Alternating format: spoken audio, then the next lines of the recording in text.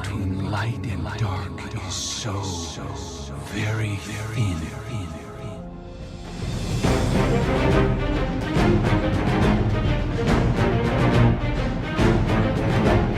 Last year, around this time, I said 2017 was one of the best years in video gaming ever. But then, I had a sense of deja vu, and played a clip from my top 10 video games of 2016 video. It went a little something like this. Last year, around this time, I said 2015 was quite frankly one of the best years for video gaming ever. Little did I know, the following year of 2016 would trump it in almost every way possible. 2016 for me has been the best year ever for video games that I've ever experienced. The amount of stunning and worthy sequels to franchises old and new, the brand new IPs, the amazing innovations, the excellent DLC and expansions. 2016 is the year in video gaming where video games showed off their peak perfection in quality and quantity of content. An absolute joy to experience firsthand. And like last year in 2015, where I said that it was one of the most difficult videos I've ever had to make because there were so many good games that came out that year, this year was no exception. If anything, it was more difficult than ever before. Having to pick only 10 of the amazing, breathtaking, revolutionary, and most importantly, incredibly enjoyable video game experiences that came out in 2016? Hell of a challenge, needless to say.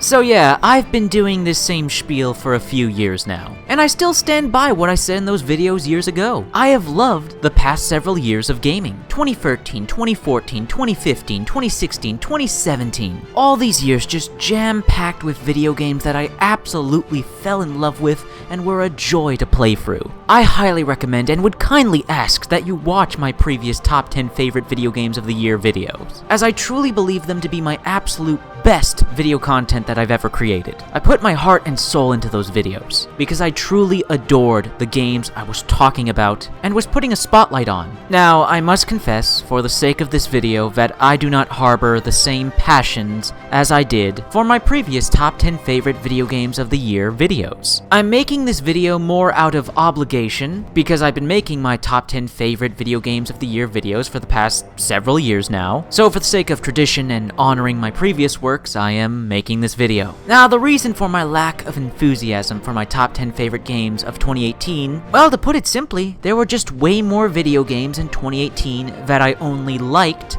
and not loved. Don't get me wrong, 2018 was still a great year for gaming. We received some masterful works of art, and games that brought childhood fantasies to life. Games that told gripping stories with memorable characters, and games that were just a blast to play. We had those, we had a great deal of those. But 2018 in gaming for me, unlike previous years, just didn't impact me the same way. Like I said earlier, there were just way more video games in 2018 that I only liked instead of really loved, especially when compared to my previous years in gaming. However, with all that being said, with that long preamble out of the way, 2018 was still absolutely, undeniably a great year for gaming. And I would still love to share with you my obligatory end of the year countdown list, detailing the 10 video games that entertained me and emotionally impacted me the most. And with all that being said, ladies and gentlemen, these are my top 10 favorite video games of 2018.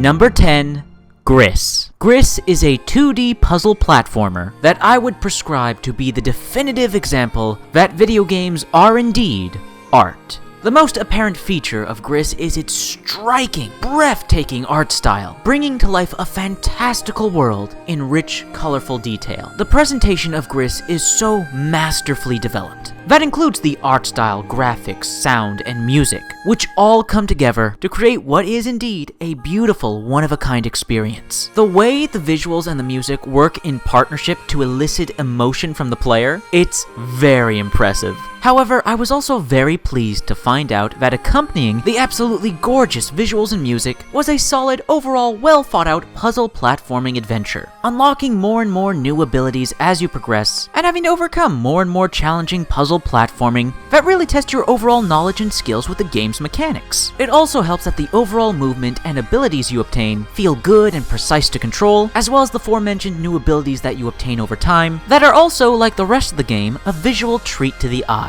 Now, while I prefer more traditional storytelling, I still very much appreciated the deep symbolism and themes presented in the underlying narrative told through the game's visuals. Gris is a great video game, a true work of art. I think it would be fair to describe it as a masterpiece even, as an indie video game, as a puzzle platformer adventure, as a visual spectacle. Gris is an achievement. While it wasn't the video game that I had the most fun with, or impacted me the most emotionally, I'm still very fond of Gris, which is why it made it on my list of my top 10 favorite video games of 2018.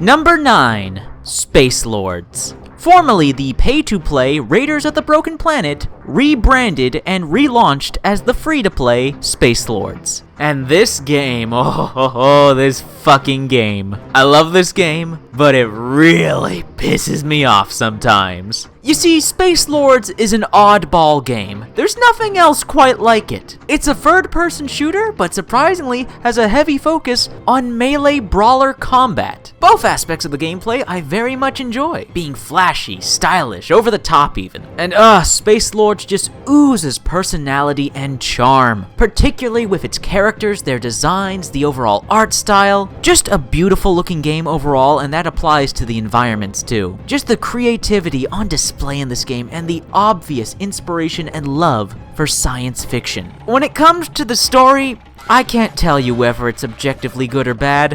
What I can tell you is, it's batshit insane and a wild ride. I will compliment, however, that the cinematic cutscenes are just absolutely fantastic, really well made. The animation and cinematography, just really well made stuff. And I have to mention the amount of replayability and variety from all the different playable characters, the Raiders, and how every single level, every single mission is unique in both objectives and level design. There's so many crazy and cool and absolutely badass experiences you can have in Space Lords, playing as all these different playable characters with their unique abilities, their unique weapons, all so vastly different from one another, with truly unique and varying playstyles that have you engaging in the different levels, the different missions, in just a creative multitude of ways. But despite how much I enjoy and appreciate Space Lords, goddamn does this game have some problems. The progression system can be a crushing and demoralizing grind. The overall difficulty balance for both PvE and PvP, when it comes to the AI enemies in terms of damage and health, is a sporadic, unpredictable mess. One match is a casual breeze, kicking ass and taking names, one-shotting grunts, and then the next match? What a coincidence. You have a mission, and I have an acolyte to spoil it. Show me what you got, noobs! And then we have the asymmetrical 4 vs 1 PvP with the antagonist, which combined with the wacky, unpredictable difficulty balance, the quality and enjoyment of matches will vary. But despite its issues, I still play Space Lords, I still enjoy Space Lords, I still love Space Lords, and I'm going to continue to support this game and its developers, because I still have so much fun with its unique combat gameplay, the variety and replayability on offer, and just the overwhelming amounts of creativity, charm, and style Space Lords possesses. Which is why it makes it on my list as one of my top 10 favorite video games of 2018.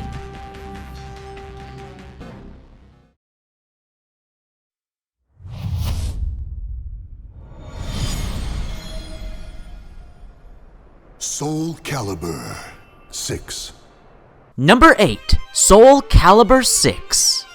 My first Soul Calibur game, and the first Soul Calibur game to come to PC. I have distant yet fond childhood memories of playing Soul Calibur 2 at a friend's house, just absolutely loving the character designs. And now after all this time, I finally have a Soul Calibur game to own and play. And it has very quickly become one of my favorite fighting games, alongside games like Mortal Kombat X, Killer Instinct, and Tekken 7. Soul Calibur 6 is just so much fun. Its unique style of melee weapon combat fighting not only makes each individual character more unique, with their different weapon types and fighting styles, creating visceral and dynamic engagements between all the different characters, but it also just makes the gameplay so much more satisfying, with attacks, combos, and special moves have the feeling of so much more impact, which is only aided by the game's fantastic, just excellent animations, visual and special effects, which all combined just makes the fighting gameplay such a visual spectacle. And the accessibility of said gameplay is also commendable, having mechanics, features, and designs that allow both casual and hardcore players to get the experience they want out of the game.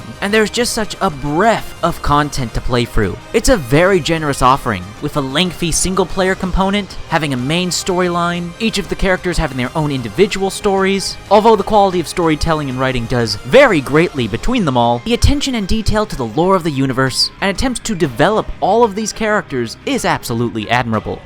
Yes, the different characters, the fighters, what I find most attractive about a fighting game. And oh man, does Soul Calibur 6 have some awesome characters. From femme fatales like Ivy, Taki, Tira, Sovitia, to badass monstrous fighters like Nightmare, Astaroth, Cervantes, and Yoshimitsu, to absolute mad lads like Aswell, and of course the crossover fighter characters coming from other video games, Geralt from The Witcher 3 and 2B from Nier Automata. How awesome is that? But just as awesome, if not more awesome, is Soul Calibur 6's incredible character creation system, allowing you to use a variety of assets, unique and existing from the other characters, to help create your own unique fighter. And there's even an entire unique single-player campaign dedicated to you creating your own unique character and taking them on this RPG-esque journey, leveling up, upgrading, and acquiring new gear. Or take your own custom character creations online to the PvP multiplayer and witness some of the other crazy and wacky creations from the Soul Calibur multiplayer community. Soul Calibur 6 is just an overall very solid package. A fantastic roster of varying characters to play as, satisfying, fun, and flashy fighting gameplay with enough accessibility and ease of use for casual players and enough depth and complexity in its fighting system to learn to satisfy the hardcore players. Top that off with an almost addicting character creation option, and what you have in the end is just a really great video game. I love Soul Calibur 6. It's a lot of fun, and why it makes the list as one of my top 10 favorite video games of 2018.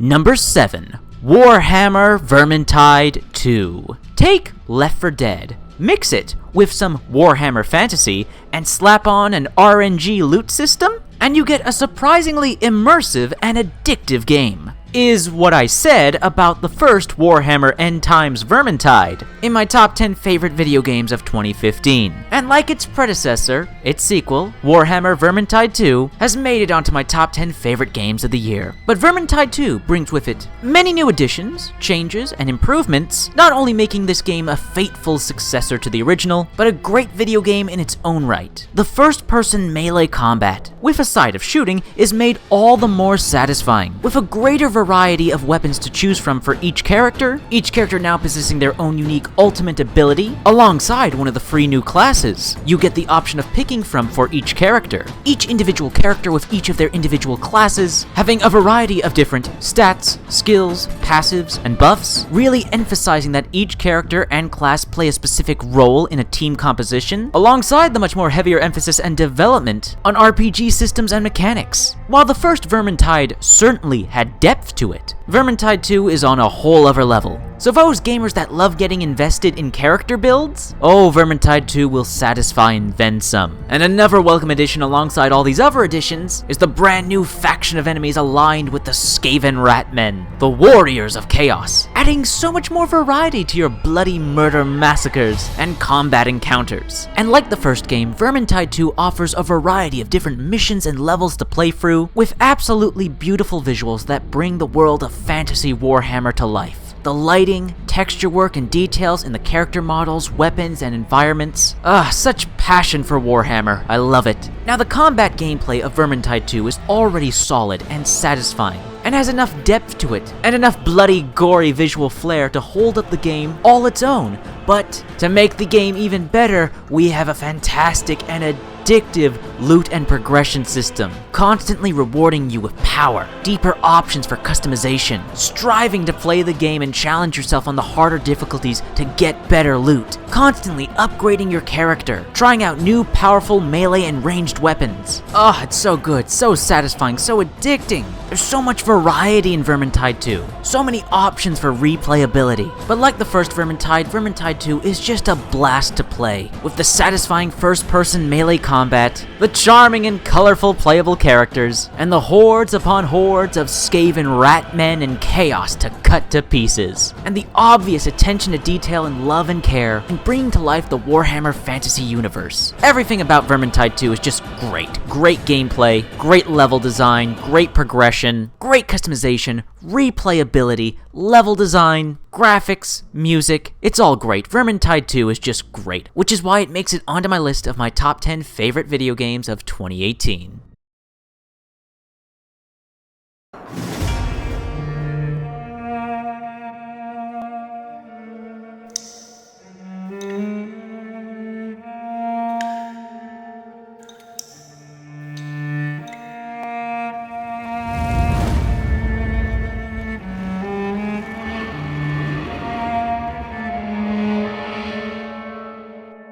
Number 6. Vampire. A narrative-focused open-world RPG set in London 1918, having you play as Dr. Jonathan Reed, a newly turned vampire. Now, the game's setting and premise alone is immediately engaging. Old-time London taking place after World War I, now in chaos and despair due to an ever-growing epidemic. Playing as a vampire doctor, and the fascinating inner conflict that presents. Being a doctor who is sworn to heal the sick, and a vampire who must feed on human blood in order to grow stronger. And I absolutely adore how the game takes full advantage of all these concepts presented through both the story and gameplay. And for the storytelling and gameplay mechanics centered around this premise, Vampire really did something incredible. This game got me to care about every single character in the game, every single NPC. The amount of detail and character development and writing and dialogue and spectacular voice acting just had me completely hooked, engaged, immersed. Even though, admittedly, a majority of the main story quests and side quests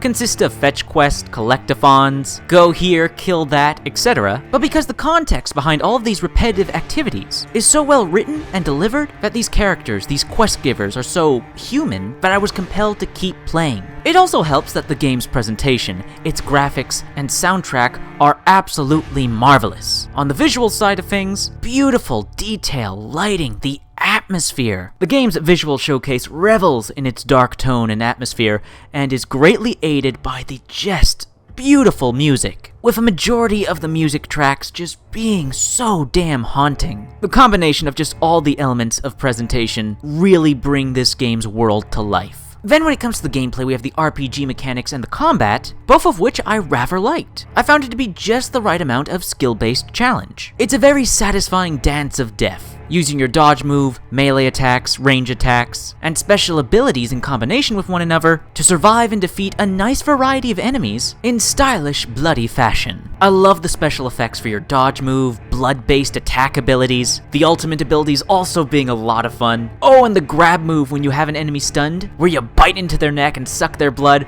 Oh, so satisfying. What's also satisfying is the game's progression system, constantly discovering, unlocking, upgrading new weapons, skills, and abilities, transforming Jonathan into a powerful vampiric force to be reckoned with, and Jonathan Reed himself just being a fantastic main protagonist. His voice actor doing a phenomenal job. I was completely enamored with his plight, and always curious what he had to say, what remarks he had to make on a situation, what questions he would ask a new character. And while I'm not the biggest fan about how Vampire handled its save system, I do, however, very much appreciate that your choices actually do affect the narrative, with there being multiple endings you can get, a multitude of different outcomes for characters and story events depending on your choices, really incentivizing multiple playthroughs. Simply put, Vampire is a great game. It's a great RPG with a great story, great presentation, great atmosphere, a truly passionately crafted work of art. And with all that being said, I'm sure it's obvious now why Vampire is one of my favorite video games of 2018.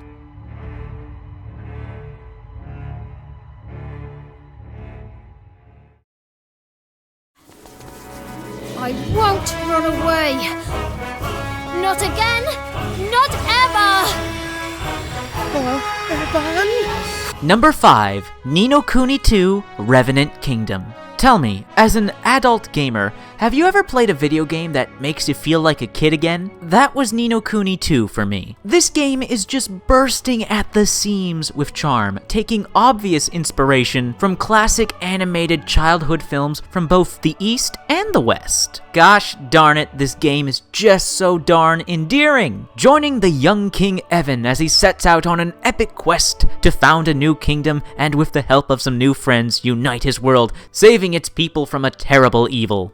Could you get a more classic childhood fantasy tale? Now, the game is at its core an RPG. You'll be going on main story quests, side quests, leveling up, collecting loot, upgrading your characters, and eventually start building your own kingdom. There's this whole section of gameplay and features dedicated to managing and building your own kingdom, collecting new civilians, assigning them jobs, building new buildings, generating funds, expanding your kingdom. It's surprisingly very fun and addicting, especially if you're into city management sim games. Just seeing the hours go by as you progress through the game, progress through the main story, and see your small little kingdom build up into something massive, it's impressive, it's beautiful, it's a satisfying feeling of true pride and accomplishment. And while I confess the story is nothing original, it's pretty cliched, and you can see most of where it's going from a mile away, but the delivery and presentation is heartfelt, and the world and characters so colorful and endearing that I was more than motivated to press on and see where this journey would take our main cast of characters next. And those characters are a fun, lovable bunch. Particularly our two main leads, Roland and Evan. Roland's friendship with Evan just, my heart.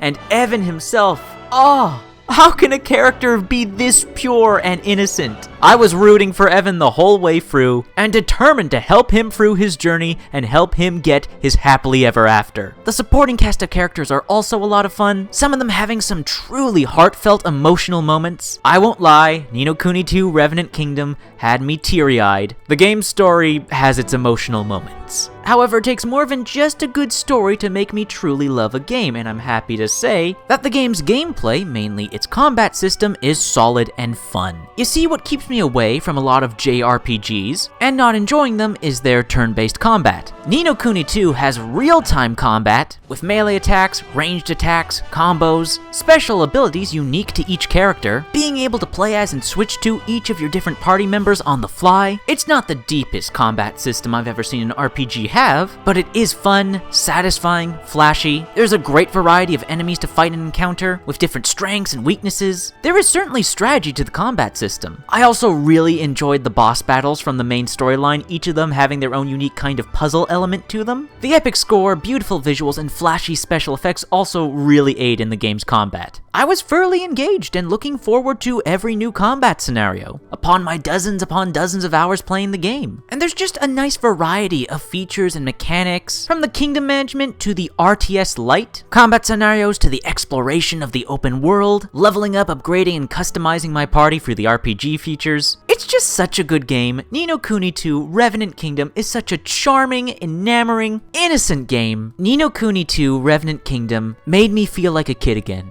and that was a beautiful feeling. Playing this game makes me happy. so how could I not love it, and how could I not put it on my list for my favorite video games of 2018?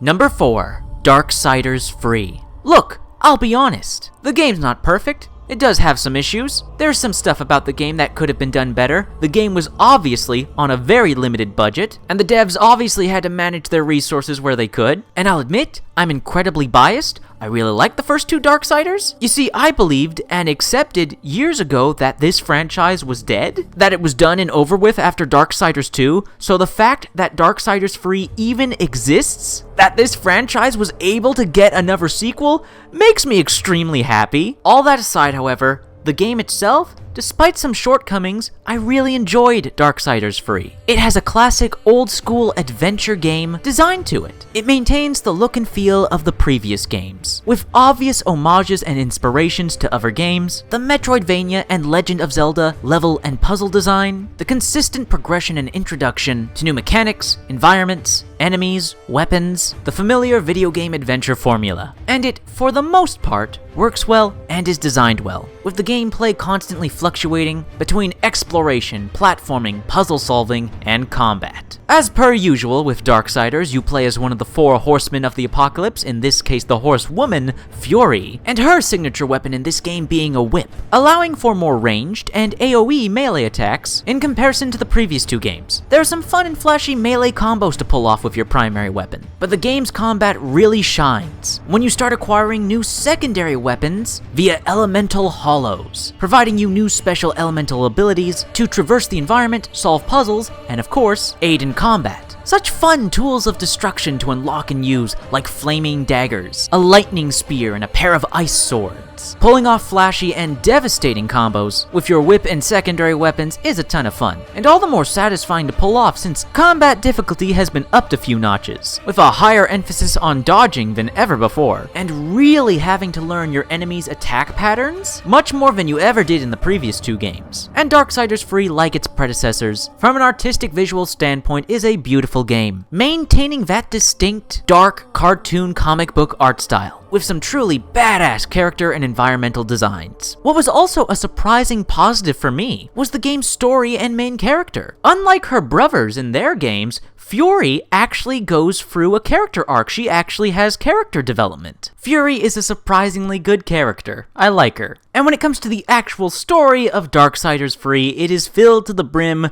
with fan service for Darksiders fans like myself, with returning characters like the ever-lovable demon merchant Vulgrim, and making constant references to the already established lore, while expanding on said lore as well. And the antagonists of the game, the 7 deadly sins, are not only entertaining villains with their personalities and badass character designs, but are also some really great boss battles. Challenging, dynamic, and very satisfying to overcome. So while the game isn't perfect, I still really enjoyed this game. I really enjoyed returning to the world of Darksiders. And that is why Darksiders Free made it onto my list of my top 10 favorite games of 2018.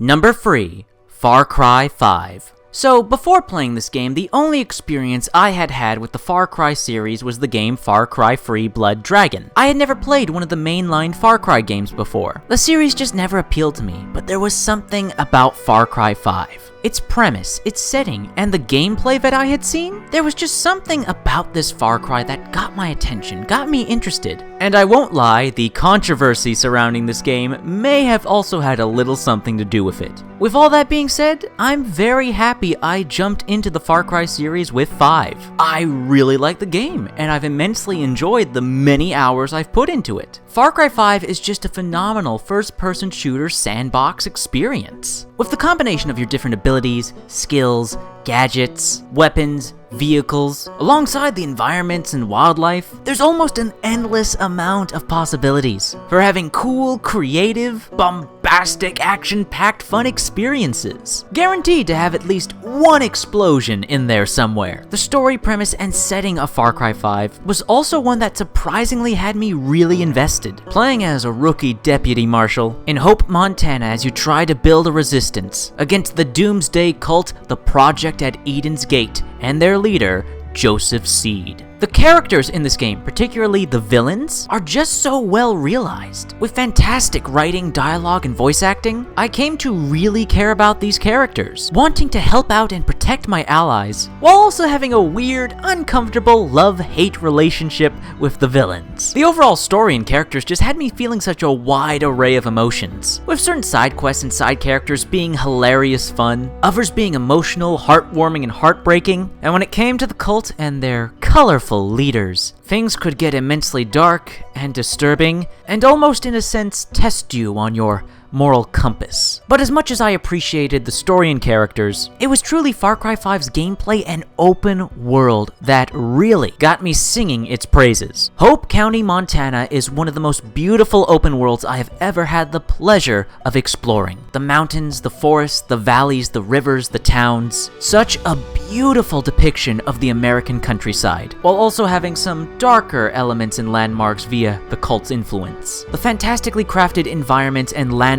in the open world are also able to tell their own stories as well, of what life was like here before and after the cult. And from a visual, graphical presentation perspective, my God, Far Cry 5 is just such a beautiful, gorgeous game. The lighting, the texture work, the detail. God damn, this game is so beautiful. And then of course we have the glorious gameplay. My God, the freedom given to you in Far Cry 5. This truly is a go where you want, do what you want experience. Steal cars and helicopters and go for a joyride. Stealthily eliminate every enemy in an outpost without being seen. Use rocket launchers and machine guns, or bows and arrows and sniper rifles with silencers. Hunt animals, collect bait. Use that bait to lure hostile predators near enemies and watch the show. Or if you want, grab a shovel and go to town. Beat the snot out of everyone you see with a shovel, it's amazing. Far Cry 5 is just a blast to play. I'd go as far to say it's an excellent example of an open world first-person shooter done right. All this freedom, so many options, a sandbox full of possibilities for creativity and individual player expression. And to top it all off, Far Cry 5 is jam-packed with content. Not only with the main campaign that can be also played in co-op, then you have Far Cry Arcade, with all the amazing community-made, single-player and co-op content to play through, multiplayer PvP, and all the other crazy and weird creations the Far Cry community has made with Far Cry Arcade. Such a fantastic feature. And then we have all the added DLC, which adds more single-player and co-op content. I rather enjoyed the DLC for the most part. Some were better than others for sure, but they were still interesting and fun experiments and expansions on the base Far Cry 5 gameplay and sandbox. Overall, I've just had a blast with Far Cry 5. I really like the game, I really enjoyed it, and I'm more than happy to put it on my top 10 games of 2018.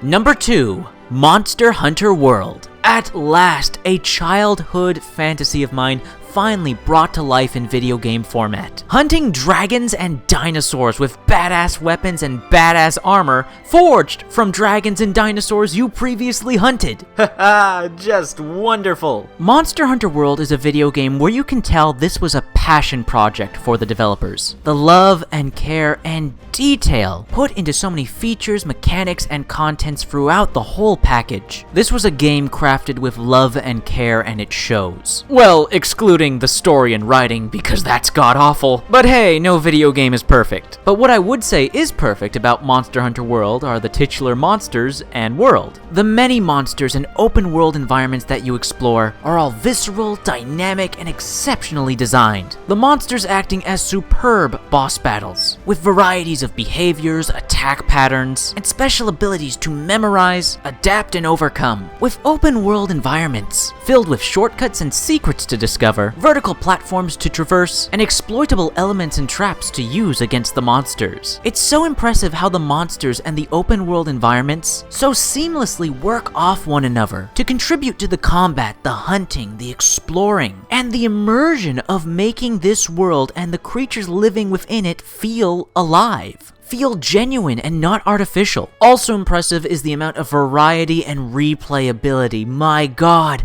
there are so many weapons to play with, each of them actually drastically changing your playstyle. There's so many mechanics and RPG elements to fool around with to buff your character, such as the cooking system, the ornament system, all the different potions and cloaks and traps, slingshots. There's a lot of content and customization to sink your teeth into here. Oh, and the progression system. Oh, the satisfaction of moving up the ranks, hunting and killing tougher and tougher monsters, grinding for those resources, and just building these badass, devastating weapons and sets of armor. Oh my god, the designs, the character designs, weapon and armor designs, monster designs. Oh, it's all just so cool. Oh, the creativity. Just art design overall. Monster Hunter World is such a gorgeous looking game. It goes to show you that you don't need hyper-realistic visuals in order to have your game look beautiful. Oh, and I have to mention how surprisingly well Monster Hunter World plays as both a single-player game and a multiplayer PvE co-op game. And the game is friendly to both playstyles, providing you with mechanics and features to make solo play perfectly viable. But if you decide to play co-op PvE, there's a bunch of features and mechanics and little details that make playing with other people a unique, dynamic, and fun experience. And lastly, I gotta mention, this game has so much content. God damn, this game is jam-packed with content. We have all the open world environments, all the different weapons, all the different monsters to fight against. You have arena battles, you have special events, and seasonal events. Monster Hunter World as a live service game has also done a fantastic job consistently keeping the community engaged and giving us stuff to do. But everything I just mentioned wouldn't be as big a deal if it wasn't for the base gameplay, the hunting and fighting of monsters being so good as it is. But it just makes everything else a very delicious metaphorical cherry on a delicious metaphorical sundae. My god, the boss battles, the actual combat encounters with the monsters. There's so much depth and tactics and strategy, depending on what monster you're fighting, where in the environment you're fighting the monster, what weapon you're fighting the monster with. I've had so many crazy and fun and memorable and sometimes frustrating experiences battling these beloved beasts. From Anjanath to Deviljho, from Nergigante to Xeno'jiiva, I love them all. I love these amazing monsters. I love fighting these monsters. I love Monster Hunter World. I love this amazing game. Honestly, Monster Hunter World was my contender for my #1 favorite game of the year 2018. And it probably still would have been my #1 and not my second, not my #2, if it wasn't for Monster Hunter World's story and writing just being god-awful trash garbage. So while it's not my #1 game of 2018, I still do love the game enough to make it my second favorite game of the year.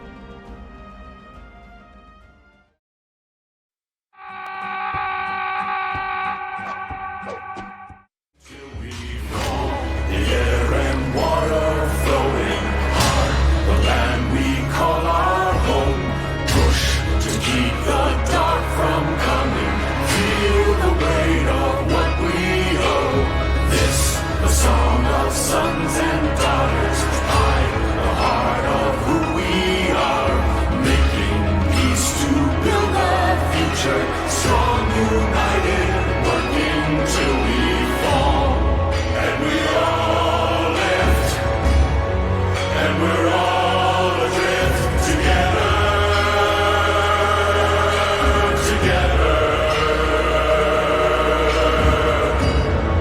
through the cold mist, till we're lifeless together.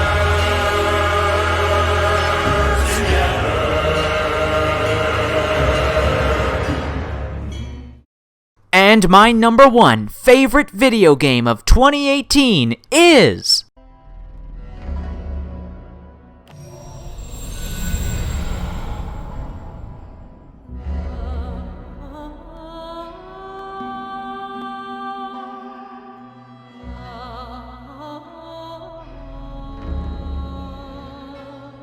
#1, Omen Sight. This game is criminally underrated. This indie, middle-market, single-player, action-adventure RPG puts a lot of AAA video games to shame with its quality. Omen Sight is an action murder mystery game. In order to prevent the apocalypse, you are fated to repeat the last day of the world until it can be saved. investigate clues, fight enemies, and solve the murder of the godless priestess. You play as the Harbinger, a mystical warrior who only appears in times of crisis. The land of Euralia is torn by war, and as night falls, you witness its destruction at the hands of a dark god. It's up to you to reverse this fate. All you know is, it started with a mysterious murder. You are granted the power to relive the final day of the world, and with said power you will lead an investigation as you decide how to spend each day. You will use your Omen Sight power to weave a new narrative, influencing characters to change their fate. Now that was the sales pitch description I just read to you all. Now sure, it sounds pretty fluffed up. And you may assume some part of that is bullshit. I mean, how good could this game possibly be? How could it live up to such lofty promises? I assure you, I give you my word, Omen Sight, this game is all of that and more. This game is phenomenal. I'd go as far to say an achievement. I cannot recommend enough that you go out and buy it and play it for yourselves without me partially spoiling it. It's a genuine, one-of-a-kind, unique video game experience that's being tragically overlooked. The way Omen Sight tells its story and develops its characters is so original and interesting. Traveling back in time and spending the day with one of 4 characters, Ludimir, Draga, Ratika, and Indrik. And as you experience the last day of the world from the different perspectives of each of these 4 characters, you have the opportunity to uncover new clues about the murder, and make choices with these characters that will drastically affect the day, change and affect their relationships with the other characters, and change and affect their relationships with you. You get to see and experience these characters change and grow and develop down all these different paths depending on your choices. Thanks to the feature and mechanic of time travel and Omen Sight itself, it makes deciphering this murder mystery all the more fascinating and exciting, and it allows you to get to know these different characters on deep, personal levels, and see and be a part of their unique and different reactions in unique and different experiences, brought about by your choices. Your choices truly do affect the story and characters, the world, your gameplay experience. There's no other video game out there quite like Omen Sight that tells its story and develops its characters the way it does. And then we have the gameplay, particularly the combat, which only gets better and better the longer you play the game. When you start the game, you have a basic dodge, light and heavy melee, but as you progress, as you level up, you unlock new combat abilities. You become stronger, your enemies become stronger, and more varied enemy types are presented to you in combat encounters. Eventually, combat in Omen Sight becomes an absolute visual spectacle and a good challenge, as you are at times doing battle with a dozen or more enemies on screen, dodging their melee and projectile attacks, activating your special abilities that can slow down time, instantly and satisfyingly kill multiple enemies at once, shoot your own ranged projectiles, pull off stylish melee combos. Combat can just be such a visual spectacle and a welcome challenge. And while the graphics, the visuals, the presentation lack technical complexity and prowess, it more than makes up for it for its gorgeous art style. The vibrant colors, the animated aesthetic, the environment in particular, just visually, artistically gorgeous. Oh yes, and the soundtrack and music. Some truly epic and lovely pieces. I honestly cannot praise Omen Sight enough.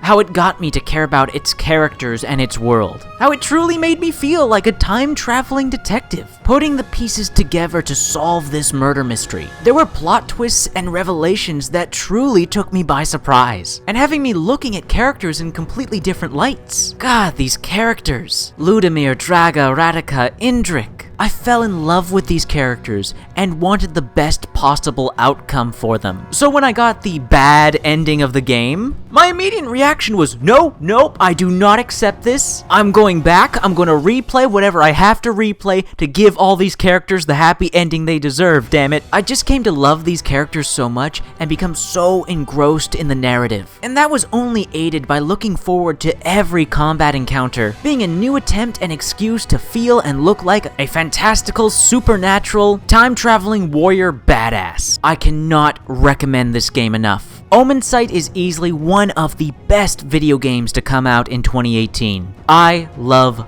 Omen Sight, and that is why Omen Sight is my #1 favorite video game of 2018.